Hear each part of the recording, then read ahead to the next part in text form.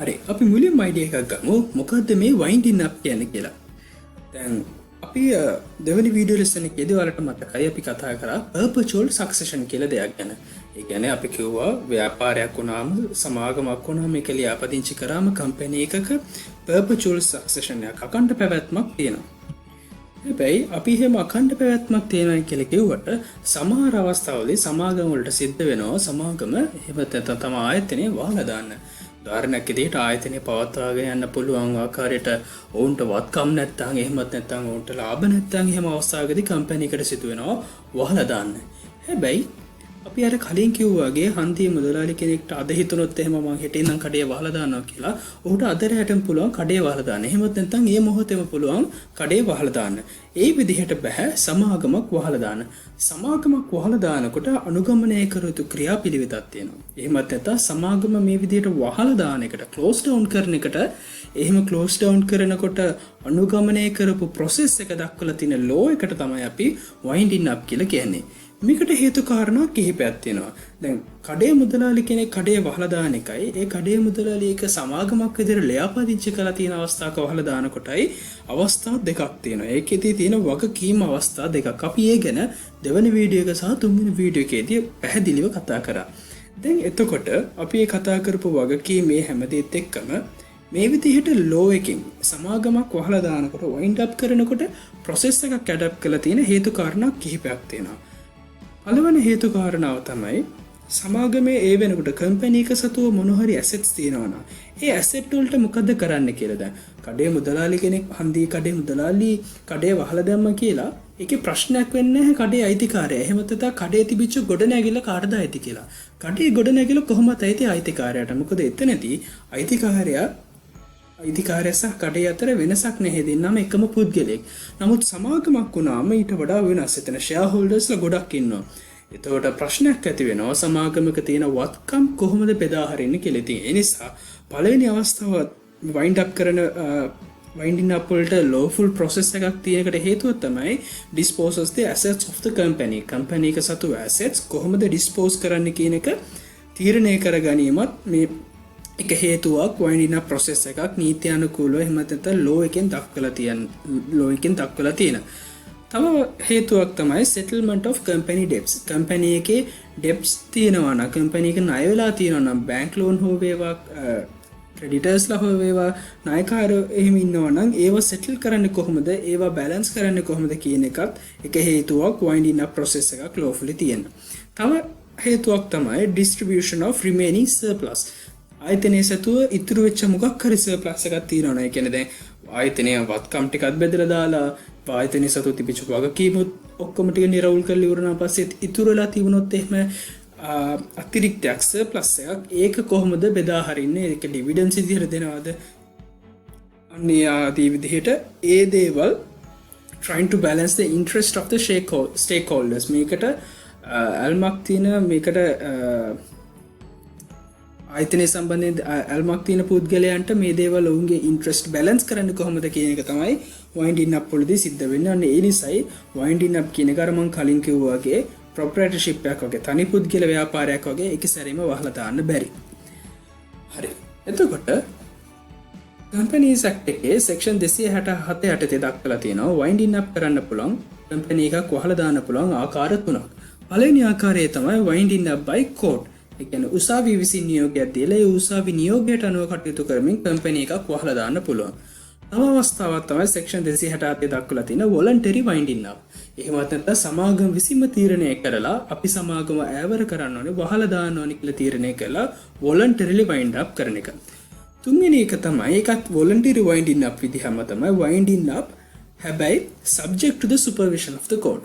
Coat order එකක් නිසා නෙමෙයි වයින්ඩ් අප් කරන්නේ කම්පැනි එකම ඩිසයිඩ් කරන්න වයින්ඩ් අප් කරන්න ඕනේ කියලා. නමුත් subject to the supervision of the court. අපි මේ දේවල් ගැන වෙනවෙම ඉස්සරහදී කතා කරමු. හරි. දැන් අපි මුලින් කතා කරන්න යන්නේ winding up by the court. Company wind up by an order given by court. මේ අවස්ථාවේදී අර මම කලින් කිව්වා වගේ කම්පැනි එකක් කෑවර කරන්නේ wind up කරන්නේ winding up order එකක් court වලින් දුන්නොත් තමයි. The ground for such orders are set out in section 270.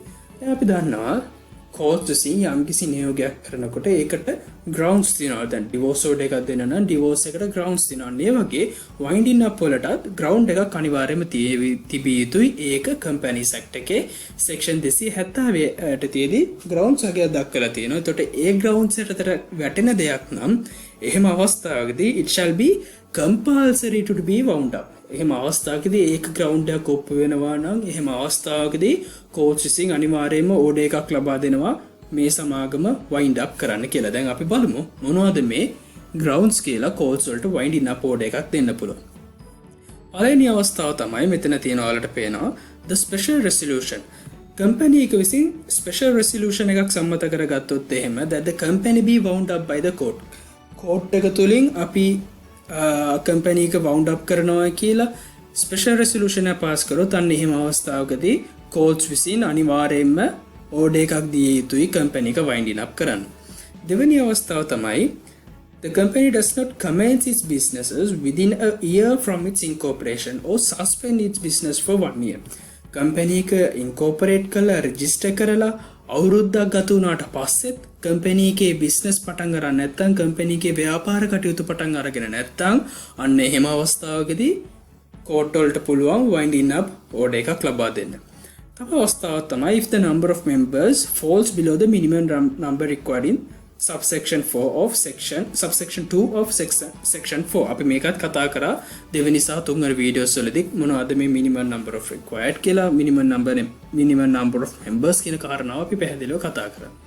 තව අවස්ථාවක් තමයි the company has no directors. Company එකේ ඩිරෙක්ටර්ස්ලා නැත්තම් ඒකත් ග්‍රවුන්ඩ් එකක් කෝට්ස් වලට වයින්ඩින් අප් ඕඩර් එකක් දෙන්න. තව අවස්ථාවක් තමයි වැඩි වශයෙන්ම භාවිතා වෙන අවස්ථාව තමයි වයින්ඩින් අප් ඕඩර්ස් ලබා දෙන the company is unable to pay its debts.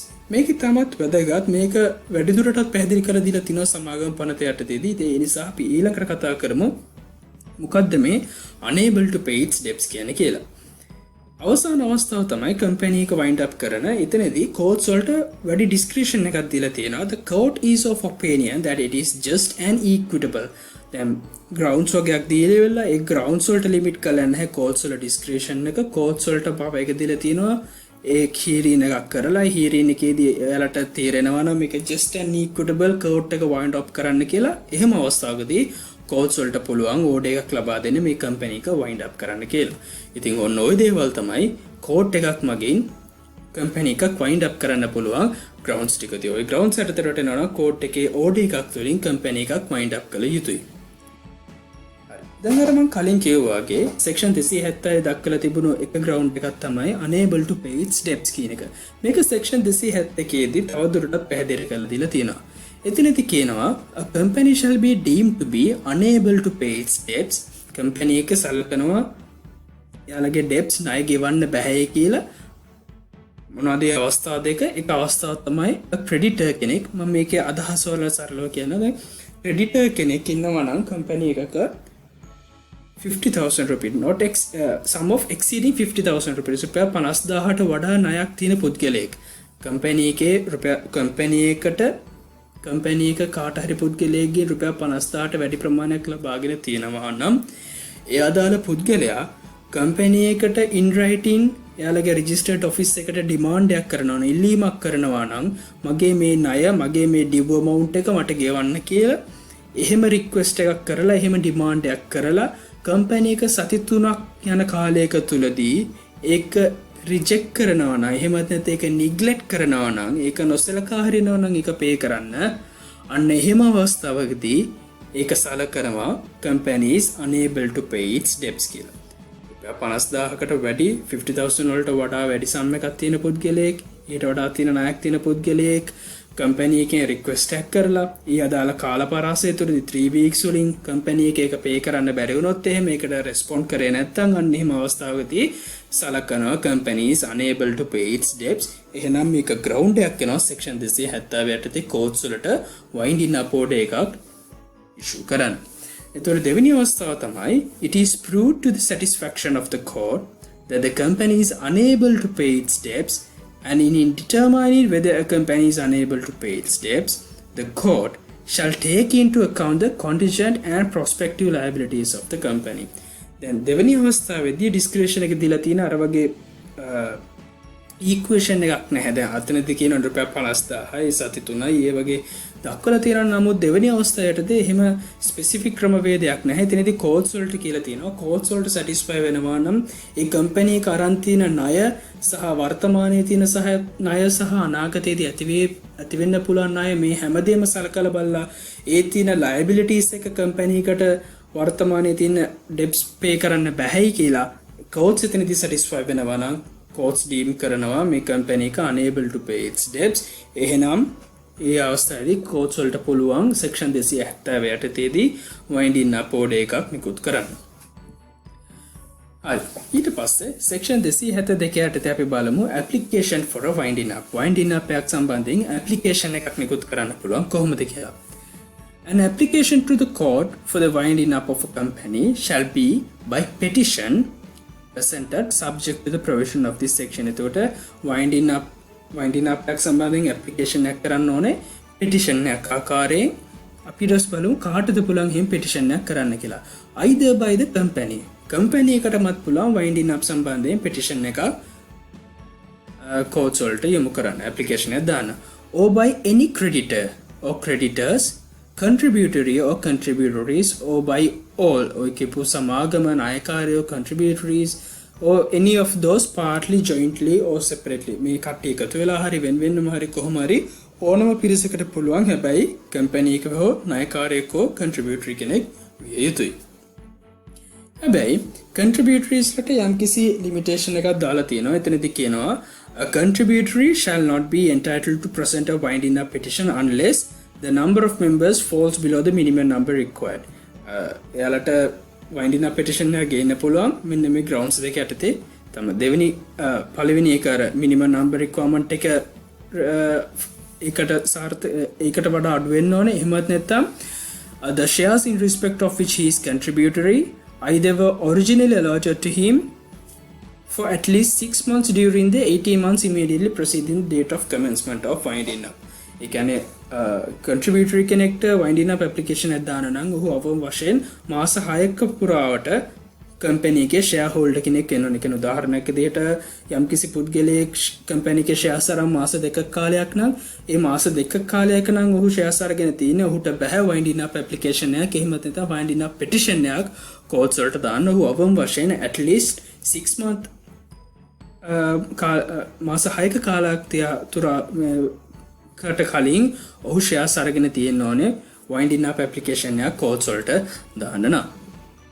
ඉතින් ඔන්න ඔය කාරණා තමයි application of winding up. එහෙම නැත්නම් section 272 යටතේදී අපිට බලා ගන්න තින්නේ කොහොමද winding up application එකක් දාන්නේ සහ කාටද winding up application එකක් දාන්න පුළුවන් කියලා. හරි. දැන් අපි කතා කරන්න යන්නේ winding up rules ගැන. එහෙම නැත්නම් wind up කරනකොට අනුගමනය කර යුතු rules මොනවද කියන එක. මේ සම්බන්ධයෙන් අප්ඩේට් නීතියක් නැහැ. කලින් පැවතිච්ච companies winding up rules 1939 තිබිච්ච winding up rules ම තමයි තාමත් apply වෙන්නේ. එතකොට මේ 1939 winding up rules වල දක්වනවා once a winding up application is being made, proceeding should conduct according to winding up rules. දැන් winding up application එක කරාම මේ තියෙන rules වලට අනුකූලව තමයි මේ proceedings conduct කළ යුත්තේ කියලා. ඊළඟට කියනවා every winding up application shall be made according to a prescribed form. ඒ කියපු prescribed form එකෙන් තමයි winding up application එක දැමිය යුත්තේ. If court satisfied that the petitioner follows the rules, steps should be taken to serve and advertise the winding up application. දැන් petitioner අදාළ prescribed form එකෙන් winding up application එක දැම්මොත් courts විසින් serve කරන්න ඕනේ අදාළ පාටිස් වලට මේ දේවල් දැනුවත් කළා සහ winding up කරනවා කියලා මේක ඇඩ්වර්ටයිස් කරන්න ඕනේ මේ අදාළ කම්පැනි එක wind up කරන්න යන්නේ කියලා. ඊළඟට කියනවා the notices should be given to all interested parties. If a party opposed to winding up, they should make such objections within a given time. After hearing all the relevant parties, court may make the final order.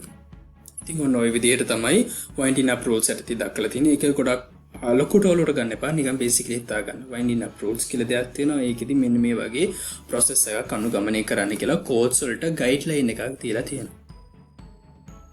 ඊළඟට අපි ගත්තොත් එහෙම powers of court. දැන් මේ winding up application එක දැම්මට පස්සේ rules වලට අනුකූලව proceedings කරාට පස්සේ කෝට්ස් වලට තියෙන පවර්ස් මොනවද මේ සම්බන්ධයෙන් ඕඩර් එකක් නිකුත් කරන්න.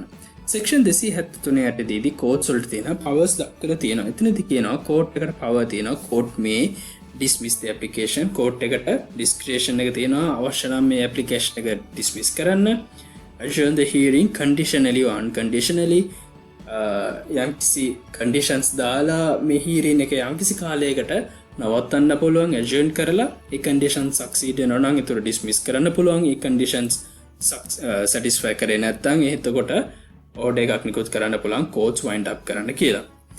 ඒ වගේම තමයි section 273 යටතේ courts වලට power එකක් තියෙනවා. make an interim order or any other order as it thinks fit. එතකොට මේ විදිහට courts වලට wide discretion එකක් දීලා තියෙනවා. winding up rules වලට අනුකූලව hearing එකක් කරාට පස්සේ මොනවද කරන්න පුළුවන් කියලා.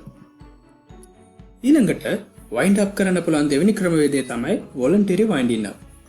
voluntary winding up එකේදී වෙන්නේ ඒ අදාළ කම්පැනි එක විසින්ම තීරණය කරනවා court intervention එකක් නැතුව අපි මේ කම්පැනි එක wind up කරනවායි කියලා. එතකොට මෙතනදී තියෙන වගකීම වැඩි සමාගම විසින්මයි කරන්නේ. ඉතින් ඒ නිසා මෙතනදී අනුගමනය කරන ක්‍රමවේදයේ යම්කිසි වෙනසක් තියෙනවා. voluntary winding up එකක් වෙන විදි දෙකක් තියෙනවා. එකක් shareholdersලා විසින්ම wind up කරන්න පුළුවන්. සමහර අවස්ථාවලදී creditorsලා විසින් voluntary winding up එකක් සඳහා ඉල්ලීමක් කරන්න පුළුවන් creditorsලා විසින්. අපි මේ දෙක අවස්ථා දෙක ගැන වෙනම කතා කරමු. Shareholders voluntary winding up කියලා available when the company is solvent and proceed with the certification of the directors and the able to pay its debts. Creditors voluntary winding up එකක් වෙන්නේ available when the company is insolvent and unable to pay its debts. Then directorsලා කියනවා නම් සමාගම ගාව තාමත් වත්කම් තියෙනවා. සමාගම solvent තාම insolvent නැහැ. සමාගම solvent සහ සමාගම සතු තියෙන වත්කම් වලින් සමාගමට තියෙන liabilities debts ටික කෙවල ඉවර කරන්න පුළුවන්. ඒ ටික කෙවල ඉවර කරාට පස්සේ අපි කම්පැනි එක wind up කරන්නේ කම්පැනි එක වහලා දාන්නේ කියලා guarantee එකක් certificate එකක් දෙන්න පුළුවන් directors ලාට. අන්න එහෙම අවස්ථාවකදී shareholders ලාට පුළුවන් voluntary winding up එකක් කරන්න. හැබැයි directors ලා එහෙම certificate එකක් දෙන්නේ නැත්නම් කම්පැනි එක insolvent නම් කම්පැනි එක unable to pay its debts නම් එහෙම අවස්ථාවකදී creditors voluntary winding up එක තමයි සිද්ධ වෙන්නේ. හරි. දැන් අපි බලමු voluntary winding up එක කරන්න තියෙන grounds මොනවද කියලා. අපි කතා කරානේ court එකක් මගින් court order එකක් මගින් wind up කරනකොට තියෙන grounds මොනවද කියලා. දැන් අපි කතා කරන්න යන්නේ voluntary winding up එකක් තුලදී grounds මොනවද කියලා courts වලට courts වලට නැතුව company එක විසින්ම wind up කරගන්න. section 319 කියනවා a company may be wound up voluntarily when the period if any fixed for the duration of company by articles expires. උදාහරණයක් විදිහට ඔයාලට මතක තිය articles of association කියන්නේ මොකක්ද කියලා. articles of association වල දක්වලා තියෙනවා නම් මේ සමාගම අපි incorporate කරන්නේ වසර 10ක කාලයකට කියලා. එතකොට මේ සමාගම 2019 ජනවාරි 1 වෙනිදා නම් හැදුවේ 2019 ජනවාරි 1 වෙනිදා වෙනකොට එයාලා ෆික්ස් කරපු ඩියුරේෂන් එක අවසන් නිසා ඒ ඩියුරේෂන් එකේ ෆික්ස් කරපු පීරියඩ් එක එක්ස්පයර් වුණාම voluntary winding up එකක් ඇතුළතේ කම්පැනි එකට පුළුවන් voluntarily ඒ අදාළ සමාගම dissolve කරන්න. දෙවෙනි අවස්ථාව තමයි when the company resolves by special resolution that the company be wound up voluntarily. Company එක ස්පෙෂල් රෙසොලූෂන් එකක් මගින් තීරණය කරගත්තොත් එහෙම අපි මේ කම්පැනි එක voluntarily wind up කරනවා කියලා ඒකත් ground එකක් section 319 යටතේදී කම්පැනි එක විසින්ම wind up කරගන්න පුළුවන් අවස්ථාව. තුන්වෙනි අවස්ථාව තමයි කම්පැනි එක wind up කරන්න ඕනේ කියලා voluntarily wind up කරන්න ඕනේ කියලා resolution එක pass කරන්නේ නැහැ. නමුත් එයාලා resolution එක pass කරගන්නවා that it cannot by reason of its liabilities continue its business. වර්තමානයේදී සමාගමට තියෙන liabilities එක අපිට මේක continue කරගන්න බෑ. ඒ නිසා that it is advisable to wind up. ඒ නිසා මේක wind up කිරීම වඩාත් හොඳයි කියලා special resolution එක pass කරගත්තොත් ඒකත් ground එකක් section 319 දී voluntary winding up සඳහා. ඉතින් ඔය අවස්ථා තුන තමයි අපිට ගන්න පුළුවන් grounds for voluntary winding up.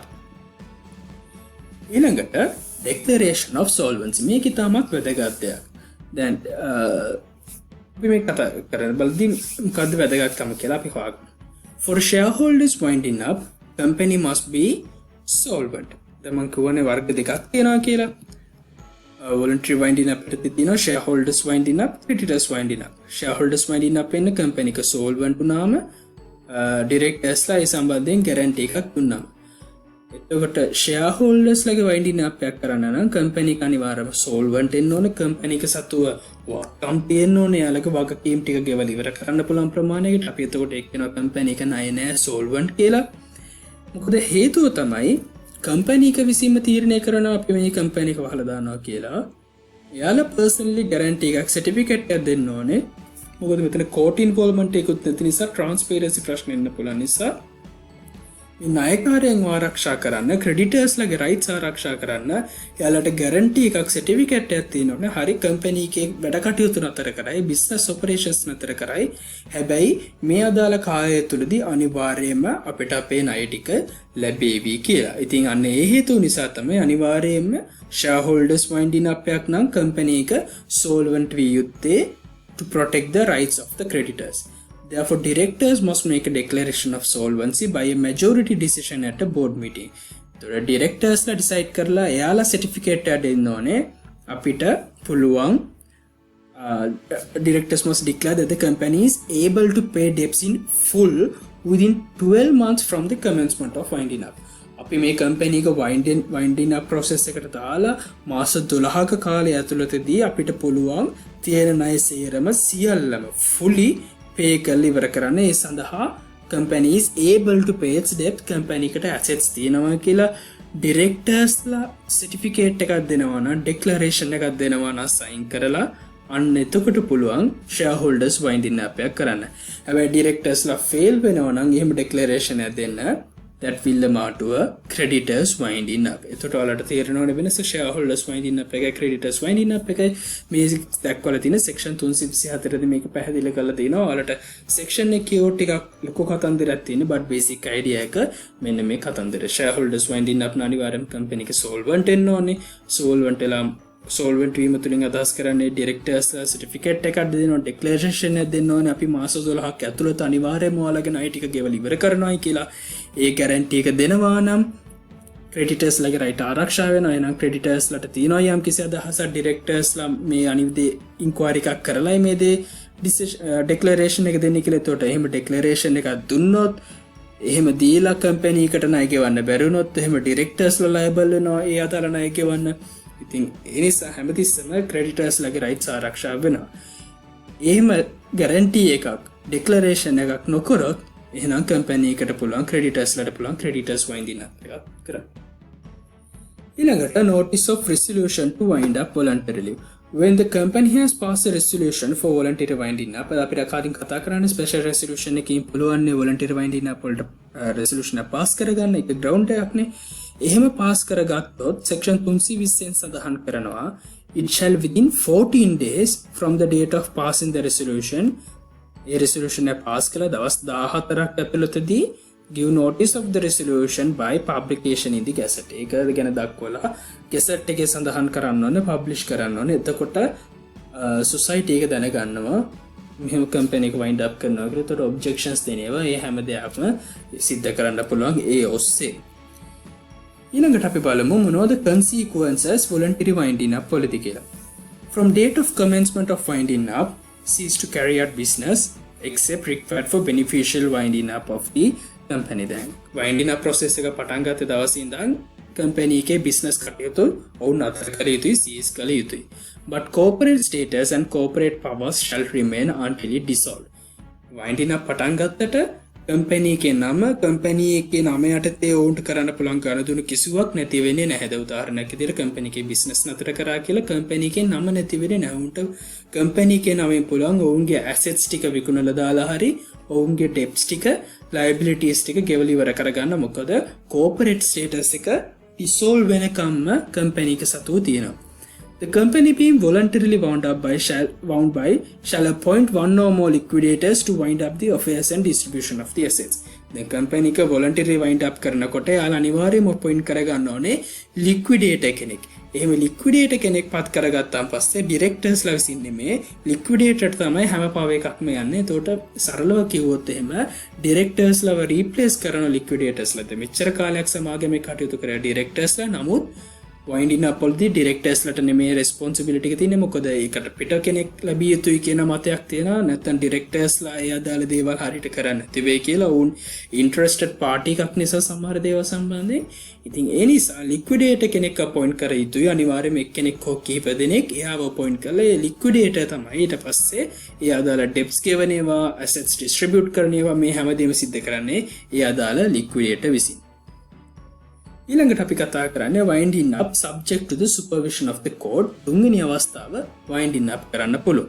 Section 351 යටතේ දක්වලා තියෙනවා when a company has passed a resolution for voluntary winding up a petition may be made to the court for an order to continue winding up voluntarily but subject to the court supervision. The parties voluntary කරන්න කැමති නමුත් එයාලට සැකයක් තියෙනවා නම් මෙතන හරියට දේවල් වෙන්නේ නැති වෙයි කියලා එයාලට පුළුවන් resolution pass කරගන්න voluntary කරන්න ප්‍රශ්නයක් නෑ හැබැයි subject to the court supervision courts වල supervision වලට අනුකූලව මේක wind up කරන්න කියලා.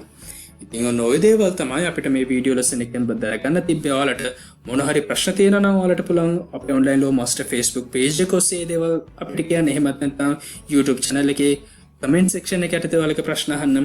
ඒ වගේම තමයි මේ අදාළ වීඩියෝ එකට දාලා notes short notes සහ තවත් වැදගත් materials වලට අරගන්න පුළුවන් law college notes online law master Facebook group එක ඔස්සේ.